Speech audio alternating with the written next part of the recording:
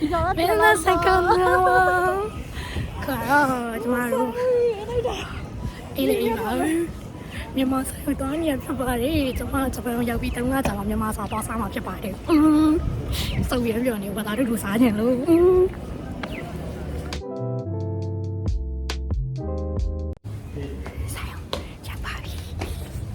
ဆိုင်ရတော့မယ်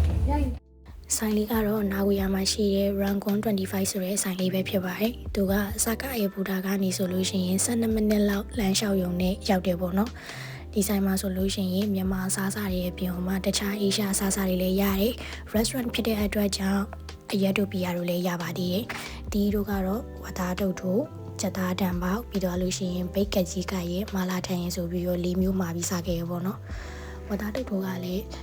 တော်တော်လေးလည်းအစိပ်ပိုင်းလေးစုံနေအရသာလေးစားလို့ကောင်းနေနူးနူးအီအီလေးလည်းရှိရပေါ့နော်အချီကတော့မြန်မာအချီတော့မဟုတ်ပေမဲ့လည်းသူ့ရဲ့တုတ်ထိုးနဲ့တော့လိုက်ဖက်မှုရှိပါတယ်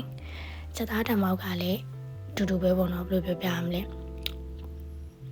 ဓာတ်မောက်ရဲ့အရသာကိုပေါ်လင်းစီရကွာအရင်ချိုချိုအီစိတ်စိတ်လည်းမဟုတ်ပဲနဲ့တကယ်လုံးဝမြန်မာဓာတ်မောက်အတိုင်းပဲစားလို့ကောင်းတယ်ချက်သားကလည်းနူးအီနေရပဲပေါ့နော်ပြီးတော့တီးလူလာတဲ့နေ့ကနှစ်တကူပိတ်ရဖြစ်နေတာဆိုတော့ခုံလေးတော့မရခဲ့လို့ပေါ့နော်ဆိုင်ရှင်အမကသူအာနာပါရေးဆိုပြီးတော့လာပြောပါရဲ့အကယ်၍တကယ်ရှင်းလို့လည်းတွားမယ်ဆိုလို့ရရှင်စနေနေ့ဒီဆိုရဲရက်ဒီမှာဖုန်းဆက်ပြီးတော့ဂျိုအော်ဒါလုပ်မယ်ဆိုလို့ရှင်ခုံရနိုင်ဖို့ပုံများပါတယ်သူကတော့ကြက်သားပေးနေ့တရက်တော့ပိတ်တယ်လို့ပြောတယ်ပေါ့နော်ဒါတော့မာလာထန်ကတော့တော်တော်လေးဆက်လို့ကောင်းခဲ့ပါတယ်ငတ်နေလို့လားမသိပါဘူးပစိုးနဲ့အသားလုံးနေလဲစုံစုံလင်းလင်းပါပြီးတော့အရသာလေးကလည်းတော်တော်လေးစားလို့ကောင်းပါတယ်ထုံထုံဆက်ဆက်လေးပေါ့နော်အခုကတော့မြန်မာဆိုင်ကနေပြန်လာပါပြီစီကတော့မစိုးပါဘူးတမ်းပါနှစ်ယောက်စားတော့9000ကျော်ပဲကြာဆိုတော့လေခုတော့ဆိုင်အေးရဲတော့လေးတိုက်ပြန်နောက်တဲ့တောင်းရပဲဖြစ်ပါတယ်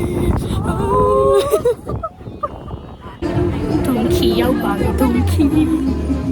တုံခီမှာဝယ်တာရိုက်ပြမလို့ပဲဒါပေမဲ့လူရမ်းများနေရောဖုန်းထုတ်ချိန်တော့များလာပြီပေါ့နော်ဒါတော့နောက်ဆုံးရက်ထားမိအောင်ပြေးလာပါအခုကတော့အိမ်ပြန်ပါတော့မယ်ကျမတို့နေတဲ့တောမြို့မော်ကြီးလေးကိုပြန်ရောက်လာပါပြီဆိုတော့မြို့ပေါ်မဟုတ်တဲ့တောလေးပြန်ရောက်လာပါပြီနင်းတော့တယ်မှာစပိန်နေရပါဦးမယ်